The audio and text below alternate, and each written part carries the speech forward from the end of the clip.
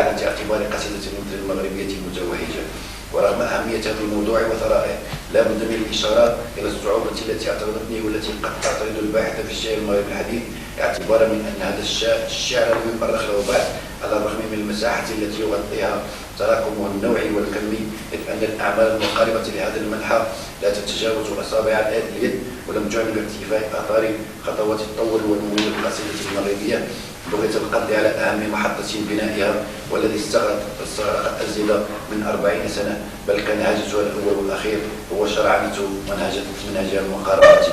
والملفت للانتباه أن أغلب الأعمال النقد التي طرحت هذا الموضوع مغربيا تفتقد إلى الحس التاريخي بالمعنى الكرونولوجي للكلمة، مما يحول دون ملامسة ملامح اللحظات الحاسمة في تطور القصيدة المغربية الحديثة ومدى تأثر وتأثير الشاعر المغربي نظيره المشرقي ومع باقي أقطار العالم العربي، بل حتى بين الشعراء المغاربة أنفسهم.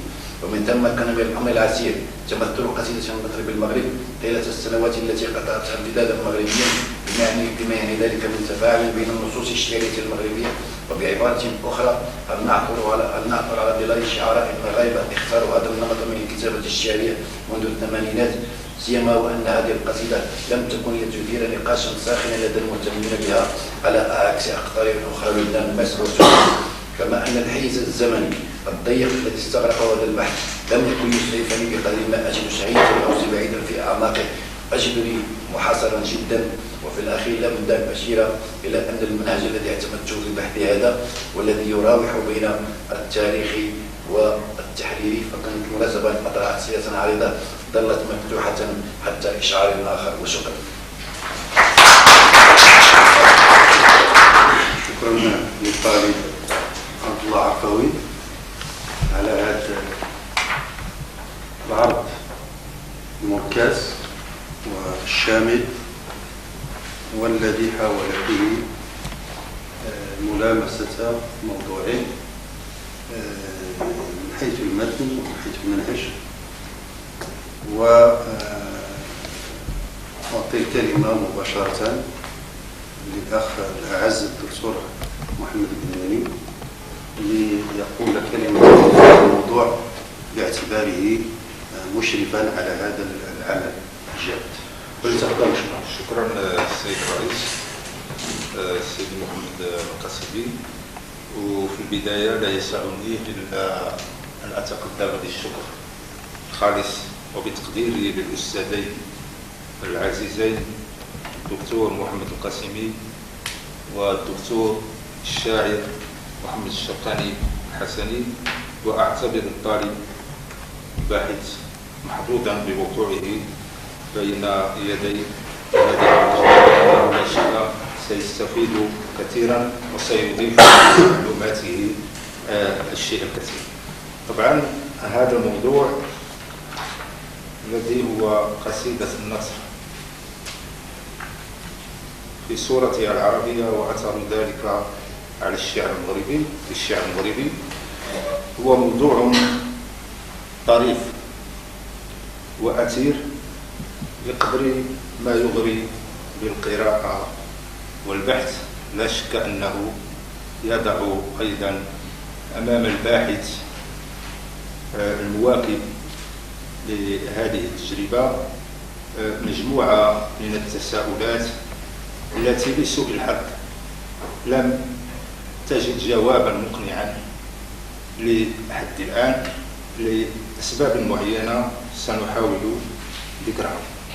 طبعا قصيدة النثر هي نمط من الأنماط الشعرية الذي نتج عن التطور الحاصل في حركة الشعر بشكل عام، سواء على صعيد المنجز الشعر الغربي أو على صعيد المنجز الشعري العربي. ومن هذه الناحية نتبين مشروعيتها، حتى لا نقول كما قال البعض بشيخوخة الخليل، فالخليل عروض الخليل لا يشيخ، وإن شاخ فهو قد فتح المجال لمجموعة من الاستدراكات والاجتهادات على الصعيد المغربي، كما أنه أيضا لم يمنع على الصعيد الإبداعي حركة التطور التي أبرزت كما قلنا مجموعة من الأنماط والاتجاهات.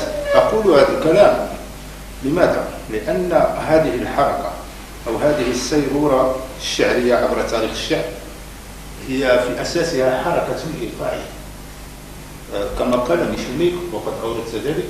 الوعي الشعري هو وعي إيقاعي منذ النظم الإسكندراني إلى قصيدة النثر. إذن فقصيدة النثر العربية هي من امتداد لهذا الأصل الذي هو القبيل. طبعا لأنها في الواقع خرجت تدريجيا من إطار قصيدة التفعيلة. هذا هو الذي ينبغي أن نعيه جيدا. كيف تم هذا الخروج؟ تم إما باستعمال بعض الإيقاعات القريبة إلى النثر كالخبر مثلا، وهذه حيلة فنية مثلا عند الشاعر المغربي الذي أعتبره رائدا لقصيدة النثر وإن لم يكرسها الشاعر محمد السريني. لماذا؟ لأنه كرس الاتجاه الذي تكتب فيه قصيدة النثر المغربي خلال كتابة سمات هذا النمط في إطار ضح أو وزن الخبر. ثم بدأت أيضا بالخروج على التفعيل كما حصل مع مجموعة من الشعراء منهم أدونيس، وكما نلاحظ مثلا لدى مجموعة من الشعراء قصيدة التفعيلة الذين كتبوا قصيدة النثر من هذا المنظور، كما هو الشأن في ديوان اتجاه أفق أوسع للشاعر العراقي حميد سعيد. إذن فهي استمرار طبيعي للتطور، ومن هنا نتبين مشروعيتها. هي ليست ضد القديم، وإنما هي موقف ضد التقليد كأي حركة تجديدية أو حداثية. فالحداثة موقف ضد التقليد وليس ضد القديم، لأن القديم مرتبط بالزمن ولم يمنع من التحديث، والدليل هو أبو تمام.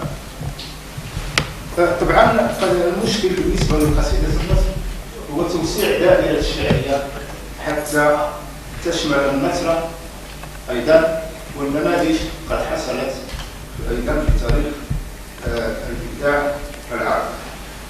مشكلة قصيدة النثر ولماذا قامت حولها هذه الاتجاه الكبيرة؟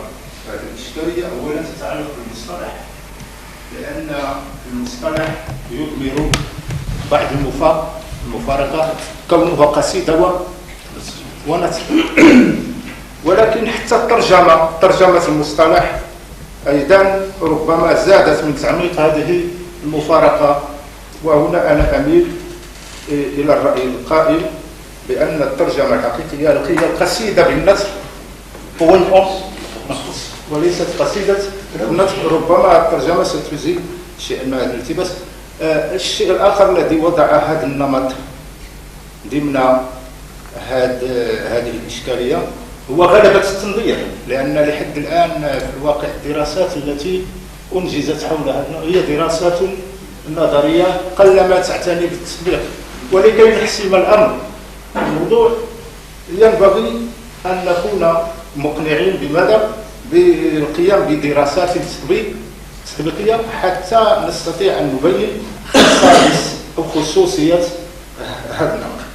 هذه الخصوصية التي كما قلت تندرج ضمن اتجاه عام هو اتجاه الكثافة في الشعر. ولذلك فالكثافة ليست مجرد مصطلح كما ورد في تقريرك من هذا النوع، فإنما الكثافة هي اتجاه عام قد يحتوي مجموعة تلك المصطلحات التي أوردتها. الكثافة سواء على الصعيد المعجم، لأننا نلاحظ أن هؤلاء الشعراء يستخدمون مثلا معجما مجردا ويدرجون أيضا مصطلحات علمية يكون لها مثلا شعري على الصعيد التركيبي، لأن الغالب هو هيمنة الصفات على الأفعال. يعني هذه هي هيمنة الجمل الاسمية على الجمل الفعلية، استعمال الانزياح بشكل مضاعف، غياب الروابط المنطقية، أدوات الربط، الموازنات الصوتية إلى غير ذلك. يعني هذه هي الأمور التي ينبغي. ونحن حينما نتكلم عن قصيدة النثر طبعا نتكلم أو نتحدث عنها من خلال نماذجها الجيدة، لأن حتى هذه في الواقع مشكلة، لأن هناك من كتب هذا النمط كمطية، وإنما قصيدة النثر في نماذجها الجيدة هي رائعة جدا. وبالنسبة للمغرب فهي تكرست مع بعض الشعراء الجيل الثاني كمحمد بنيس ومحمد بن طلحة إلى غير ذلك، ولكن الذي كرسها بشكل كبير هم شعراء الجيل الثالث ومن تلاه الجيل الثالث الذي يندرج فيه وفاء العمراني والأخ الصديق الشاعر محمد الشنقاني الحسني إلى غير ذلك من التجارب التي أعتبرها جيدة. طبعا هذا الموضوع كما تناوله الباحث الجاد عبد الله عرفوي هو موضوع طريف، ولكن الإشكال بالنسبة لعبد الله عرفوي هو أنه أراد أن يقول كل شيء دفعة واحدة، والسبب يرجع إلى أنه الطالب غير عادي، وهذه حقيقة كما أعرفه واسمحوا لي، فهو الطالب غير عادي، وإنما هو جاد ومواكب للثقافة ومسهم أيضا في هذا الإطار بكتابات شعرية وأخلاق عبد الله عرفوي في الواقع. وهذه حقيقة أيضا تؤهله لأن يكون ضمن هذا المضمار العلمي، فهو متقلب، الأخلاق العلمية هامة، والبحث في صورته التي قدمها بحث جيد